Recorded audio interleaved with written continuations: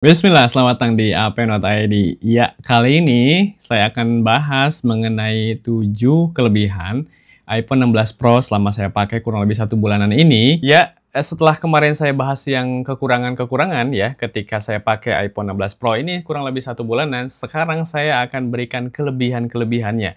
Oleh karena itu, tonton video ini sampai selesai. Mari kita mulai.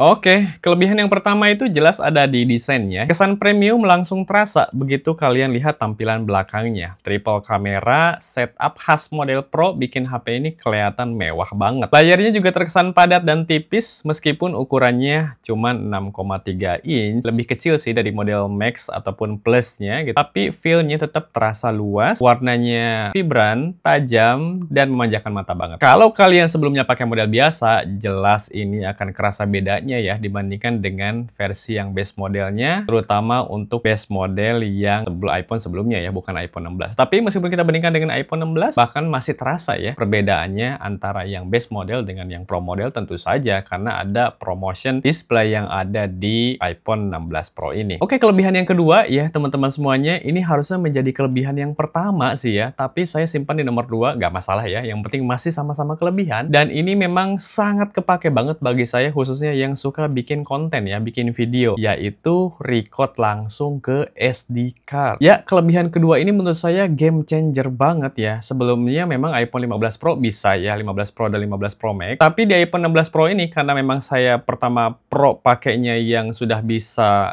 colok USB-C ini iPhone 16 Pro, jadi ini kepake-pake banget ya. Bahkan rekam video ini saya pakai iPhone 16 Pro teman-teman semuanya. Hampir 2 atau 3 video atau konten-konten saya sebelumnya juga pakai iPhone 16 Pro. Karena memang tidak membebani storage sama sekali ya. Jadi saya tinggal colok SD card-nya, gitu. Pakai converter tentu saja yang USB-C gitu ya. Kemudian saya tinggal pakai Blackmagic kamera, kemudian filenya saya tinggal simpan ke SD card dan akan record ke SD card tersebut tanpa membebani storage internal kita. Wah, ini keren banget, dan kalau pakai aplikasi Blackmagic kamera juga ya teman-teman semuanya bisa pakai Apple Log-nya dan nanti bisa menampilkan LUT-nya sekalian ya. Dan ya, ini sudah profesional banget sih kalau menurut saya untuk membuat konten video ya terutama ya. Oke, kemudian kelebihan yang selanjutnya yaitu dari segi kamera. Tentu saja ya kamera ini menjadi kelebihan yang sangat kerasa bagi saya terutama pemakai base model sebelumnya. Tapi mungkin bagi kalian dari yang 15 Pro atau 15 Pro Max ya gak begitu kerasa banget. Tapi bagi saya yang base model sebelumnya yang saya pakai, rasanya pakai banget. Untuk kamera khususnya untuk kualitas videografi, wah ini ajib banget ya karena optical zoom sama kayak Pro Max kemarin hingga 5 kali dengan kualitas yang tetap masih bagus. Dan di sini juga kalian bisa record 4K 120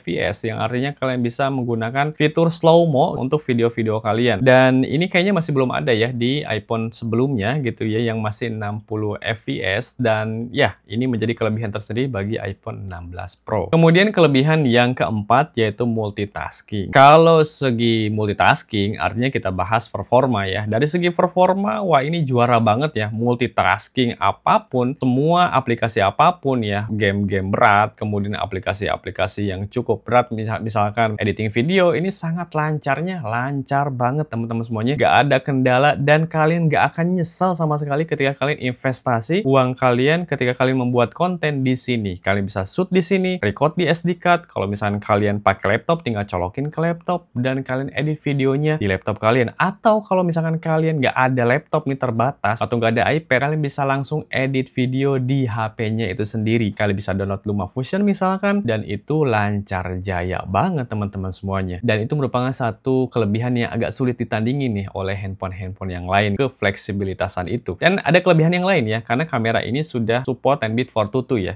file khusus untuk konten-konten profesional yang bahkan sudah ada di mirrorless. Kayaknya iPhone yang lain, atau maksud saya HP-HP yang lain ya, terutama Android bahkan sekelas Samsung pun yang flagshipnya kayaknya masih belum ya. Kalau tidak salah hanya 10-bit 420 ya, 420 bukan 422 gitu. Oke, kelebihan yang kelima yaitu charging. Iya, kelebihan kelima ini sebetulnya kesannya memang biasa gitu ya bagi teman-teman khususnya pengguna Android sih, dan Android itu udah jauh lebih duluan sebetulnya. Tapi bagi saya pemakai iPhone yang sudah lama gitu, fitur fast charging di iPhone 15, di iPhone 16 Pro maksud saya, ini sangat kepake banget gitu ya. Karena memang saya pakai kepala charger 30 watt punyanya MacBook, jadi ya kerasa banget perbedaannya ya dibandingkan dengan charger yang hanya 20 watt. Saya pakai iPad ya, karena charger iPad itu bawaannya 20 watt, karena iPad masih dapat wall charger. Jadi kalau misalkan saya charger biasanya tidak kurang dari 30%, jadi dari 30% ke 80% mungkin kurang lebih setengah jam sih udah cukup ya. Dan ini ngebantu banget kalau misalkan terutama ketika saya buru-buru ya. Ya bagi kalian mungkin terbiasa ya, tapi bagi saya ini adalah hal yang membantu banget ya. Meskipun fitur fast charging sebetulnya sudah ada sih dari iPhone 13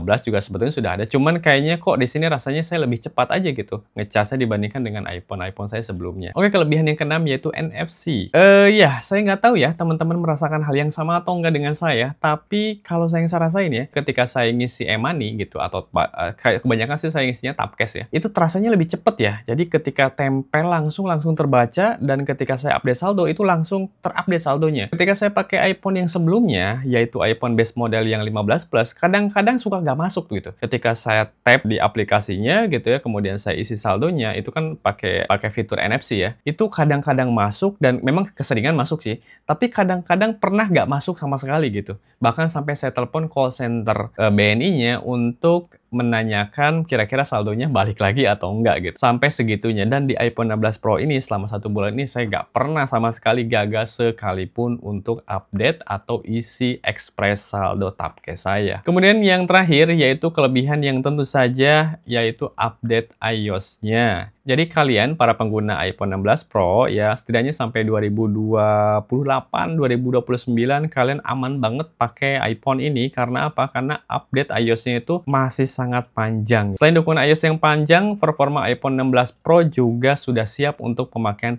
tentu saja pemakaian jangka panjang. Karena chipset A18 Pro ini setidaknya 2-3 tahun ke depan itu akan siap melibas aplikasi-aplikasi apapun yang ada di App Store gitu ya. Jadi ya saya kira ini aman banget dan ini merupakan investasi bagi kalian, terutama bagi kalian yang suka banget konten gitu kayak saya. Jadi ini adalah kelebihan satu paket hemat gitu ya. Di iPhone 16 Pro, di satu device kalian bisa melakukan hampir sebagian besar fitur-fitur yang dibutuhkan untuk konten kreator ya. Atau mungkin bagi kalian yang pemakai casual aja hanya untuk media sosial saja, itu juga wah itu sudah overkill banget sebetulnya. Jadi bagaimana kesimpulannya? Yap, kesimpulannya itu dia 7 kelebihan. Sebetulnya kelebihannya banyak banget ya, tapi ya biar seimbang ya antara kekurangan dengan kelebihan. Jadi saya pakai 7 kekurangan dan 7 kelebihan juga biar seimbang aja, karena kelebihannya sebetulnya banyak ya. Ya dari kelebihan-kelebihan itu sebetulnya bagaimana menurut kalian? Kalau bagi saya sih ini worth it, pakai banget ya, nggak nyesel sama sekali beli iPhone 16 Pro ini. Bahkan kalau saya bisa sih saya pengennya upgrade-nya ke storage yang lebih tinggi ya, karena kebutuhan untuk shoot video, apalagi kalau misalkan pakai Apple ProRes ya, itu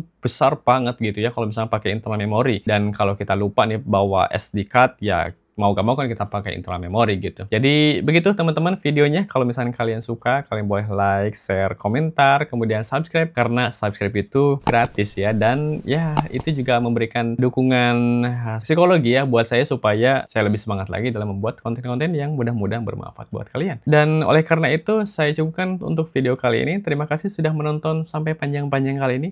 Wassalamualaikum warahmatullahi wabarakatuh. Goodbye.